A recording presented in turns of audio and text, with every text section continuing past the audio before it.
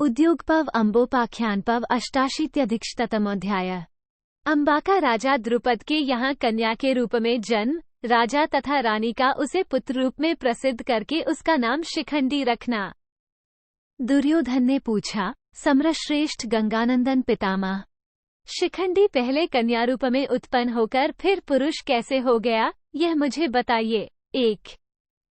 भीष्म ने कहा, प्रजापालक राजेंद्र, राजा द्रुपद की प्यारी पटरानी के कोई पुत्र नहीं था। 2। महाराज, इसी समय भूपाल द्रुपद ने संतान की प्राप्ति के लिए भगवान शंकर को संतुष्ट किया। 3।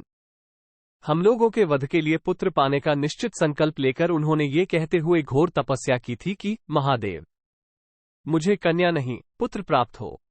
भगवान, मैं भीष्म से बदला लेने के लिए पुत्र चाहता हूँ। ये सुनकर देवाधिदेव महादेव जी ने कहा, भूपाल, तुम्हें पहले कन्या प्राप्त होगी, फिर वही पुरुष हो जाएगी। अब तुम लौटो। मैंने जो कहा है वो कभी मिथ्या नहीं हो सकता। 4-5। तब राजा द्रुपद नगर को लौट गए और अपनी पत्नी से इस प्रकार बोले, देवी, मैंने बड़ा प्रयत्न किया, तपस्या के द्वारा महादेव जी की आराधना की। तब भगवान शंकर ने प्रसन्न होकर कहा, पहले तुम्हें पुत्री होगी, फिर वही पुत्र के रूप में परिणत हो जाएगी। मैंने बार बार केवल पुत्र के लिए याचना की, परंतु भगवान शिव ने इसे दैव का विधान बताया है और कहा, ये बदल नहीं सकता। जो कहा गया है वही होगा। 6-8। तदनंतर द्रुपदराज की मनस्विनी पत्नी ने नियम पूर्वक रहकर द्रुपद के साथ सहयोग किया। शास्त्रीय विधि से गर्भाधान संस्कार होने पर यथासमय उसने गर्भ धारण किया। राजन, जैसा कि मुझसे नारद जी ने कहा था, द्रुपद की कमलनयनी रानी ने इसी प्रकार गर्भ धारण किया। 9-10। कुरुनंदन, महाबाहु द्रुपद ने भावी पुत्र के प्रति स्नेह होने के कारण अपनी प्यारी पत्नी को बड़े सुख से रखा, उसका आदर सत्कार किया। कुरुकुल रत्न, रानी को जिन जिन वस्तुओं की इच्छा हुई वे सब उनके सामने प्रस्तुत की गईं। 11-12।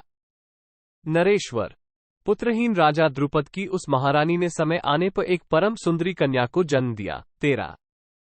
राजेंद्र, तब पुत्रहीन राजा द्रुपद की मनस्विनी रानी ने ये घोषणा करा दी कि यह मेरा पुत्र है। 14। नरेंद्र, इसके बाद राजा द्रुपद ने छिपाकर रखी हुई उस कन्या के सभी संस्कार पुत्र के ही समान कराए।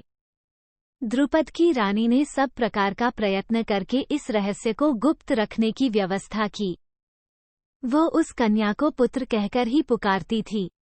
सारे नग में केवल द्रुपद को छोड़कर दूसरा कोई नहीं जानता था कि वह कन्या है। 15-17। जिनका तेज कभी क्षीण नहीं होता, उन महादेव जी के वचनों पर श्रद्धा रखने के कारण राजा द्रुपद ने उसके कन्या भाव को छिपाया और पुत्र होने की घोषणा कर दी। राजा ने बालक के संपूर्ण जातकर्म पुत्रोचित विधान से ही करवाए। लोग उसे शिखंडी के नाम से जानते थे। 19। केवल मैं गुप्तचर के दिए हुए समाचार से, नारद जी के कथन से, महादेव जी के वरदान वाक्य से तथा अम्बा की तपस्या से शिखंडी के कन्या होने का वृतांत जान गया था। 20। इति श्रीमहाभारते उद्योगपवणि अम्बोपाख्यान पर्वणि शिखंड्युत्पत्तौ 88 188। इस प्रकार श्रीमहाभारत उद्योग पर्व के अंतर्गत अम्बोपाख्यान पर्व में शिखंडी का उत्पत्ति विषयक 188वां अध्याय पूरा हुआ। 188।